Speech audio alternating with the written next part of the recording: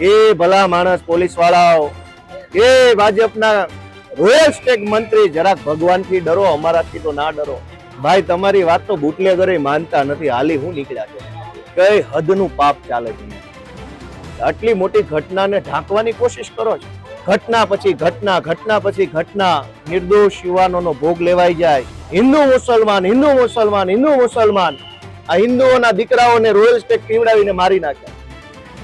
ગાંધીનગરમાં બેઠેલા ગૃહ વિભાગના રોયલ સ્ટેક મંત્રીને પૂછવું છે કે આ રક્ષાબંધન આવે છે, બેન ક્યાં રાખડી બાંધવા જશે? પણ અહીંયા ઇંગ્લિશ દારૂનું મેન્યુફેક્ચરિંગ ચાલુ થયું છે. બધા જ જિલ્લાઓમાં ફેક્ટરીઓ છે. જેવું બધું નોર્મલ થાય, ઘીનું સંકેલાઈ જાય, ઘીના ઠામમાં ઘી પડી જાય ને દારૂના ઠામમાં રોયલ સ્ટેક પડી જાય, એટલે પાછો દારૂ મળવા લાગે.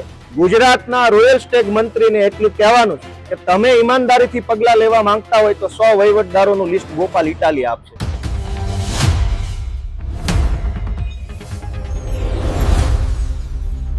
આજે ભાવનગર જિલ્લામાં બનેલા લઠ્ઠાકાંડના અનુસંધાનમાં જે પીડિતો દવાખાનામાં દાખલ છે એની મેં મુલાકાત લીધી, ખબર અંતર પૂછ્યા અને એમની પાસેથી પ્રશ્ન પૂછીને જાણવાની કોશિશ કરી કે શું કહેવા માંગે છે.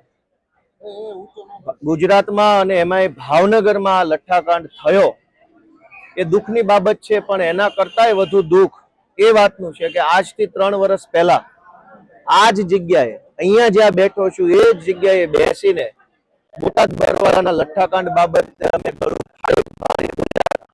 કે આ સરકાર આપણા નિર્દોષ યુવાનોનો ભોગ લે છે. આજે 3 વર્ષ પછી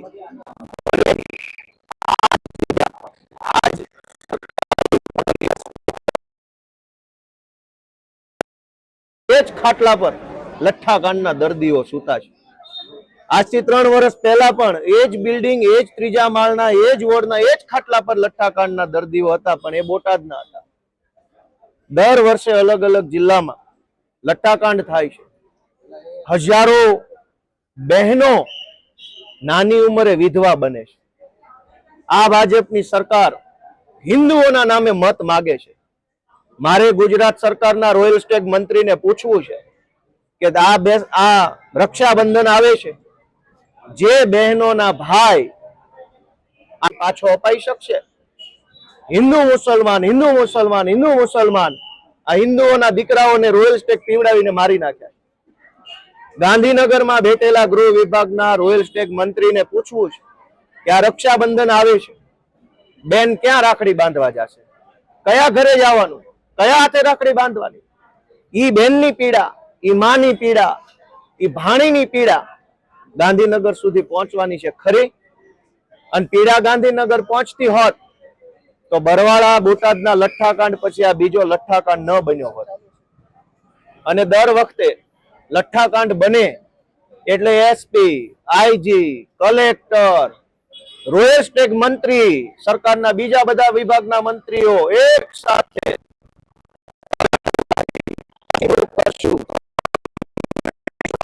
આવે. મારી ભાવનગરના એસપીને કે બોટાદના લઠ્ઠાકાંડને કઈ ફાંસીએ ચડાવ્યા? લાવો હિસાબ.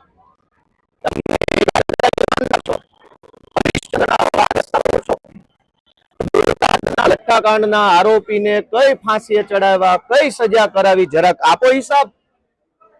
ઘટના પછી ઘટના, ઘટના પછી ઘટના, નિર્દોષ યુવાનોનો ભોગ લેવાઈ જાય અને સરકાર માત્ર વાર્તા કર્યા કરે. આ કેટલું દુઃખદ છે. જે લોકોએ આ ઝેરી દારૂ બનાવવાનું કામ કર્યું, એમાં દુઃખનો વિષય જુઓ કે ગુજરાતમાં દારૂ બંધી છે, પણ અહીંયા ઇંગ્લિશ દારૂનું મેન્યુફેક્ચરિંગ ચાલુ થયું છે. બધા જ જિલ્લાઓમાં ફેક્ટરીઓ છે. નકલી દારૂ બનાવવામાં આવે છે.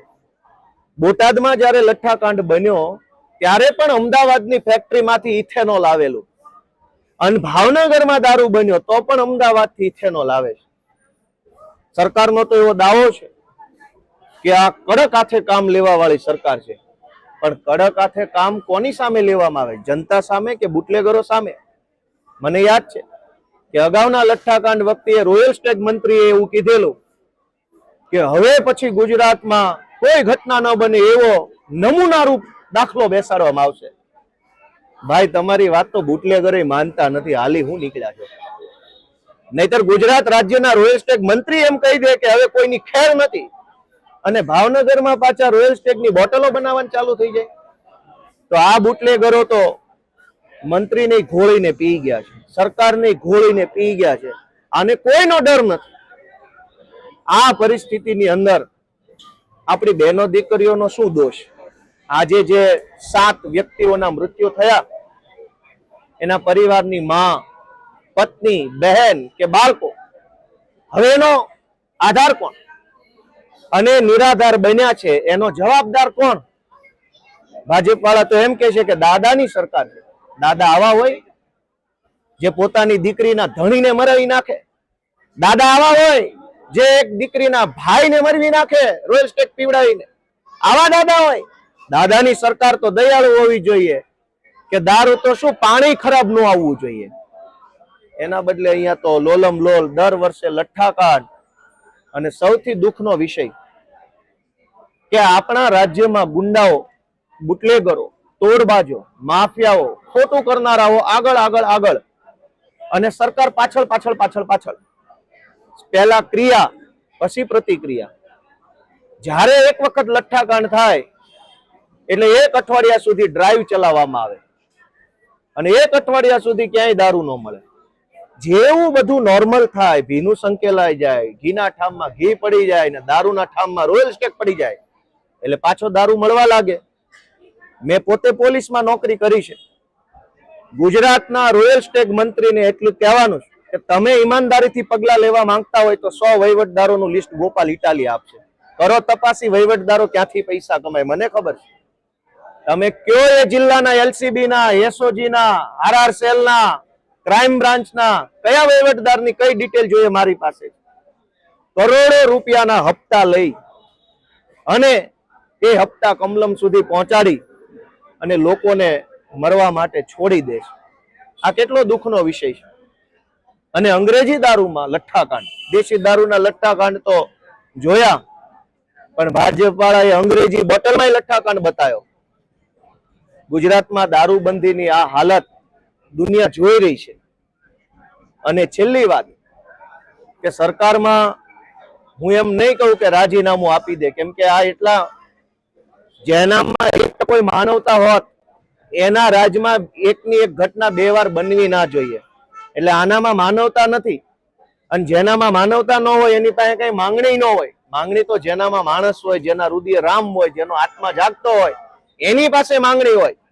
મારી માંગણી ગુજરાતની જનતા પાસે છે કે એ લોકો રાજીનામું નહીં આપે. તમે આને ભગાડવા માંગો છો કે કેમ? દર વખતે 10, 20, 30, 40 વ્યક્તિઓના મૃત્યુ થાય અને આપણે રાજીનામા માંગતા રહીએ અને રાજીનામું આપે નહીં પણ નવા મૃત્યુ થઈ જાય, વળી નવા મૃત્યુ. આ વખતે હું ગુજરાતની જનતાને વિનંતી કરું છું કે એ લોકો તો નિંભર છે, એ લોકો બિન સંવેદનશીલ છે, એ લોકોનો આત્મા મરી ગયો છે ગાંધીનગરમાં બેઠેલા સરકારના માણસોનો. આપણો જો આત્મા જાગતો હોય ને તો આપણે હવે જાગવું પડશે અને આ લોકોને ભગાડવા પડશે.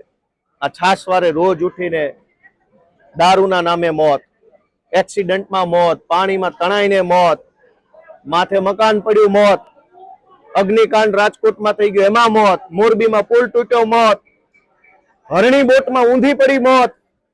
અને એક બોટ ઊંધી પડે તો સરકારનો ફરમાન આવે મુઘલે આઝમનું કે હવે બધી બોટ બંધ.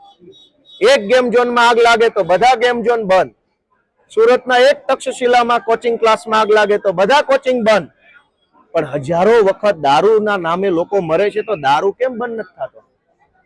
એક ઘટના બને એટલે અંધેરી નગરી, ગંડુ રાજા, તગલખી ફરમાન, બધું બંધ કરી દો. કોઈ તો હોવો જોઈએ આ સરકારમાં કે જે લોકોના મોત ઉપર દુખી થાય. કોઈને તો અંદરથી હાથમાં જાગવો જોઈએ કે આ ક્યાં સુધી આવું ચાલશે. અને સાવ છેલ્લી વાત કે મેં આ ખાટલે સૂતેલા દર્દીઓને પૂછ્યું, મેં કીધું ભાઈ તમે શું થયું? મેં પોતે પોલીસમાં નોકરી કરી છે. કેવા આરોપી કે ફરિયાદી, સાક્ષી કેમ જૂઠું બોલે, શું કરે, મને બધી ખબર પડે. હું વકીલ છું. મેં કોર્ટમાં લોકોને સોગંદ ઉપર ખોટું સાચું બોલતા જોયા છે. મેં પેલા ભાઈ દર્દીને પૂછ્યું કે શું થયું? ત્યાં તો સામે ચાલીને, મેં અહીંથી નથી પીધું, હું તો વાપીથી પીને આવ્યો. કેમ ભાઈ, કોને આવું શીખવાડ્યું? વાપીથી દારૂ પીધો ભાવનગરના દવાખાનામાં શું કરે છે? પોલીસે એને શીખવાડીને બેસાડ્યો કે ઓલો ગોપાલ ઇટાલી આવે તો આવું આવું કહી દેજે, અહીં નથી પીતો, હું તો ત્યાંથી પીને આવ્યો ને તબિયત સારી છે. વાહ ભાઈ વાહ. એ ભલા માણસ પોલીસ વાળાઓ, એ ભાજપના રોયલ સ્ટેટ મંત્રી, જરાક ભગવાનથી ડરો, અમારાથી તો ના ડરો. અમારા મોઢે આરોપીઓ જુઠ્ઠું બોલે કે અહીંથી નહીં વાપીથી દારૂ પીને આવ્યો. વાપી ક્યાં પણ બીજા રાજ્યમાં આવ્યો, વાપી ગુજરાતમાં. હજુ તો આટલું પાપ ઓછું પડે છે કે નવા પાપ કરે છે. બીજા ભાઈને પૂછું તમે, તો કે મને તો કઈ તબિયત સારી જ છે, ખાલી મને અંદરથી એવું લાગ્યું કે કઈક ઉલટી થાય છે, બાકી મને કઈ છે નહીં. ઓહો, આવું તો પઢાવીને બેસાડ્યા ત્યાં. પડો રે પોપટ રાજા રામના, રાજા રામના નહીં બુટલેગરના. પડો રે પોપટ ભાવનગરના એસપીએ પટાવેલા બુટલેગરના.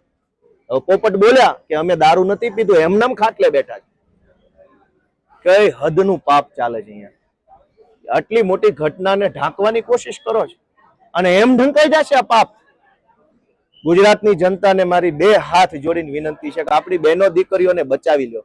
નાની ઉંમરમાં વિધવા બને છે, બાપ વગરની દીકરીઓ થઈ જાય છે, ભાઈ વગરની બહેનો બને, એને બચાવવાની જવાબદારી આપણા સૌની છે. આંખ ખોલો બધા.